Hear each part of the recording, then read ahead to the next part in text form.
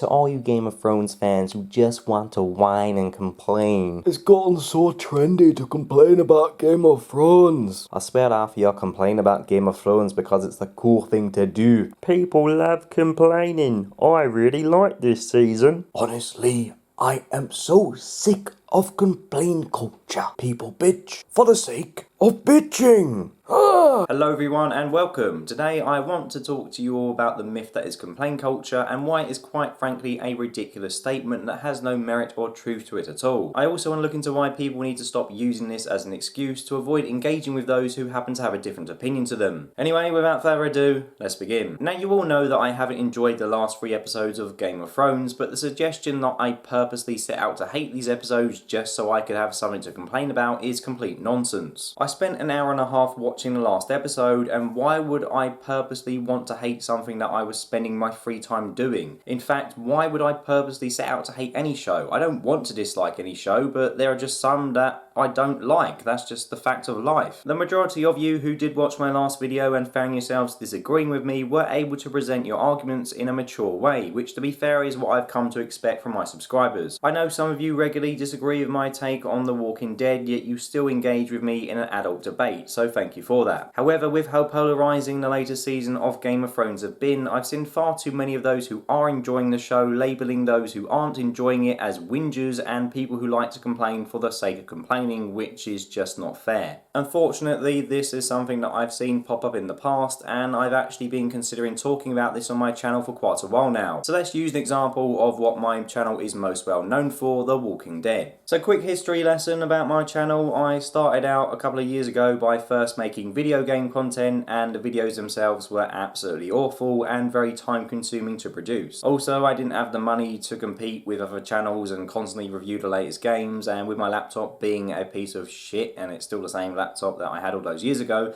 there was no way I was going to be able to make a competent video gaming channel. In hindsight, it's probably a good thing as I don't really play video games anymore, but that's besides the point. Being a person who likes to have some kind of creative outlet, I didn't want to give up on YouTube, so I spent a bit of time thinking about what I could focus my channel on, and I came to realise for me that The Walking Dead was the best option. I read the comics, play the video games, watch the TV show, and consider myself a fan of the franchise. It's also something that I feel I can talk about quite a lot, meaning I'm never really short of content ideas, and that's why the channel is the way it is. I began reviewing The Walking Dead when Season 7 aired, a season which I didn't really like, which of course was reflected in my reviews. Now admittedly, a lot of the comments that I did get on my videos were from other frustrated fans who felt the same way as I did, some of whom still support the channel now, so big thank you to you, you know who you are. However, I did start to notice the same comments creeping up telling me that I wasn't a real fan simply because I didn't think that every episode was flawless. And again, this links back to complaint culture, what I mentioned earlier, and there's simply no logic to either of these statements. Someone who has enjoyed every single episode of The Walking Dead from beginning to present is no more of a real fan than someone who has struggled through some of the seasons.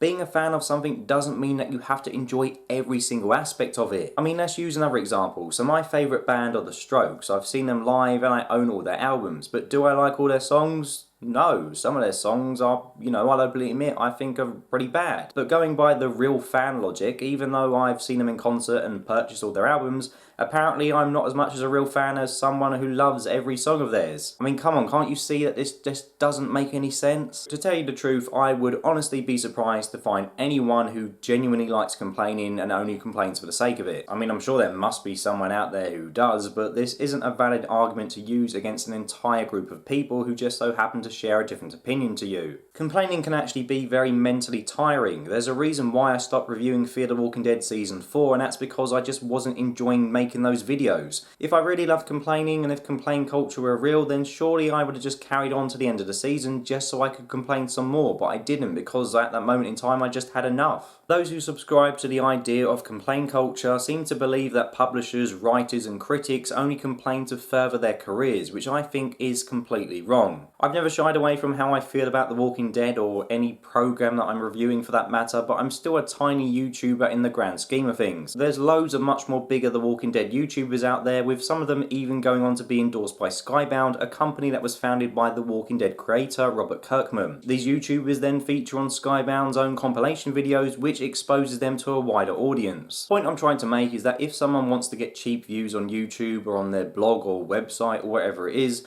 I'd argue you'd actually get more success just saying that you like something rather than stating your dislike for something. What I'm trying to say is that from a career perspective, there's no real advantage of complaining. I mean, if there was, I could perhaps perceive more of an argument for complaint culture, as you could try to make the suggestion that people were doing it for hits or clicks or whatever their measure of success is, but they're not. I mean, how many people do you see complaining, about their employer or whistleblowing who then get sacked or disciplined? There's no complaint culture because there's no real advantage of it. I do want to quickly point out that I'm not suggesting that those Walking Dead YouTubers who are sponsored by Skybound have been purposely putting on an act or faking enjoying the show either. That's probably just how they feel about it. They probably do dislike it more than some other people. And that's really the point of this video. Complaint culture isn't real and neither is agreeing culture. Okay, it doesn't quite have the same ring to it, but you know what I mean. Those who love the latest season of Game of Thrones weren't bribed or coerced into it, and the same goes for those who don't like it in that they aren't complaining just because they love to complain. Every once in a while a product like Season 8 of Game of Thrones or The Last Jedi does come along where there is a split down the middle in terms of those who love it and those who hate it. For the record, I absolutely love Star Wars. I'm sure you've seen me in some of my videos with my Star Wars t-shirt on,